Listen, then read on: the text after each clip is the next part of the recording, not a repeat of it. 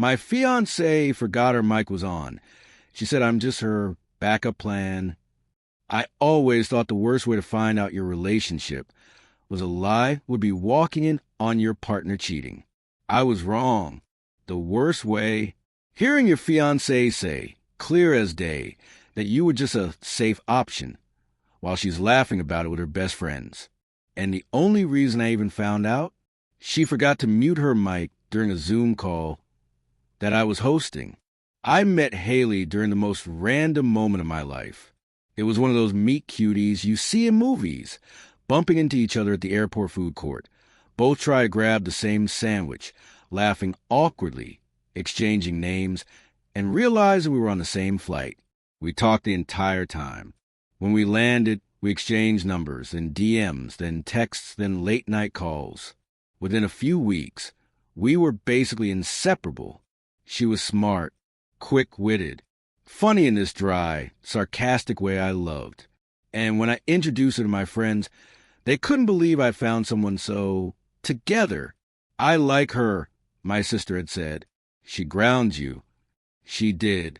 Haley was a planner. I was the dreamer. She liked things neat and stable.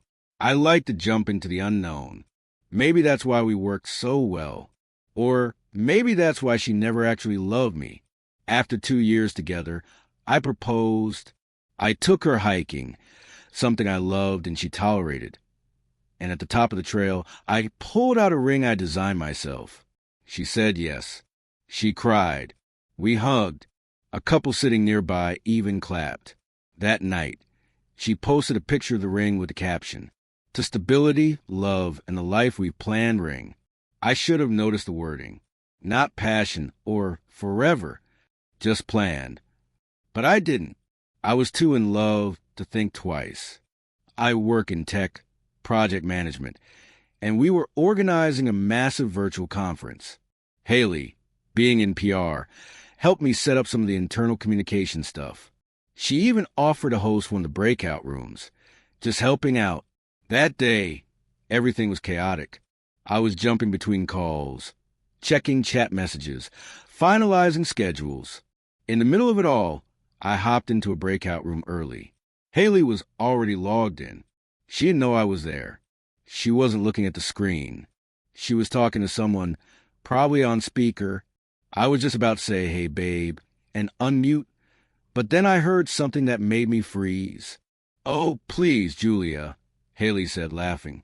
"It's not like I'm in love with him. He's just safe, like a stability plan. A backup in case I don't meet someone better by 30.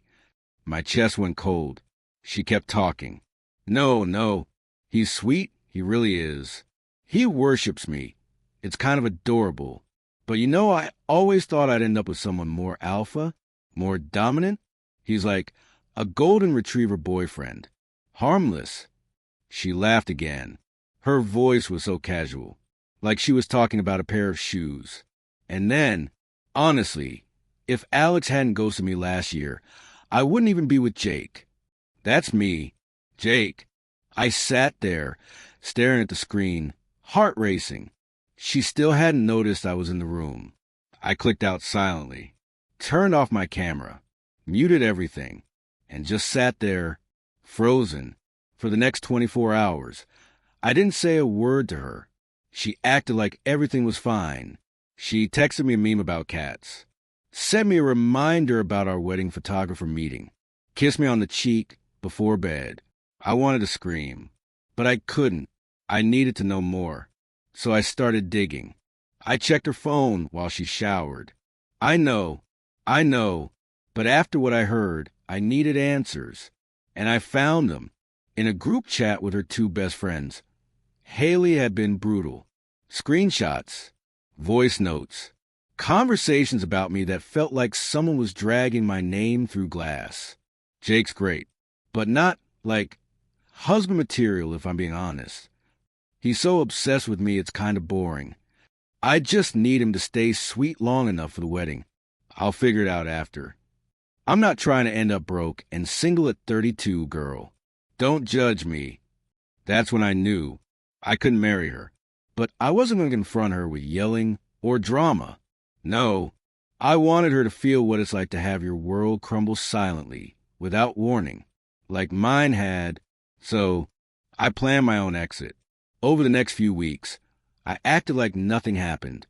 I smiled, kissed her, went to wedding tastings, picked color palettes. She had no idea.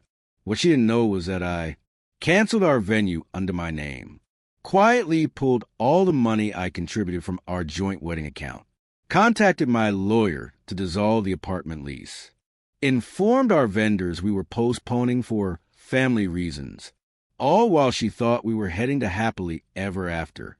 3 weeks before the wedding, I wrote her a letter I left on the kitchen table on a Friday morning while she was still sleeping. It read, "Haley, I used to think we were a great love story. Then I heard yours. The one you told your friend on Zoom when you forgot to mute your mic. The one where I'm just your backup plan. You didn't know I was listening. But I was. I wanted to believe it was a mistake. That maybe you were venting. But the group chat confirmed everything. I don't hate you. I just pity you. I hope one day you realize love isn't about playing it safe. It's about showing up fully, honestly, without needing a plan B. You lost me, not because I wasn't good enough, but because you never really looked at me and saw what you had. Goodbye, Jake." Then I left, blocked her, moved in with a friend temporarily, cut ties clean. The explosion came fast. She blew up my phone with calls and texts, then the guilt messages. I didn't mean it like that. I was just joking with my friends. You're the only one I've ever felt safe with. But I didn't reply. She posted a cryptic Instagram story. Sometimes people overreact before asking questions. She never tagged me. A week later, she DM'd my sister, trying to get to me. My sister just sent her one line. "You broke the only person who ever believed in you. Stay gone." It's been a few months now. It still hurts. Don't get me wrong. There are nights I wake up reaching for her side of the bed. But I'm healing. And weirdly enough, I'm grateful. Because I dodge a life of being settled for. And no one deserves to be someone's consolation prize. Last week, I went hiking again. Same trail. Same peak. Alone this time. I sat on the same rock where I once proposed, pulled out a notebook, and wrote myself a vow. Not to anyone else. To me.